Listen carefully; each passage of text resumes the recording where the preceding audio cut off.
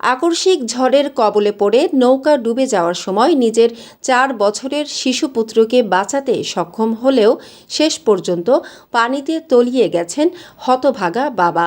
রাঙামাটির লংদুতে মর্মান্তিক এ ঘটনায় সালাম নামে ওই যুবক নিখোঁজ রয়েছেন। পরে একটি ট্রলারের সহায়তায় তার শিশুপুত্রকে জীবিত উদ্ধার করা হয়। রোববার 16 আগস্ট 26 খ্রিস্টাব্দ বিকেল 4টার সময় উপজেলার গুলশাখালী ইউনিয়নের সোনারগাঁও এলাকার 10 নম্বর বিলে এ দুর্ঘটনা ঘটে।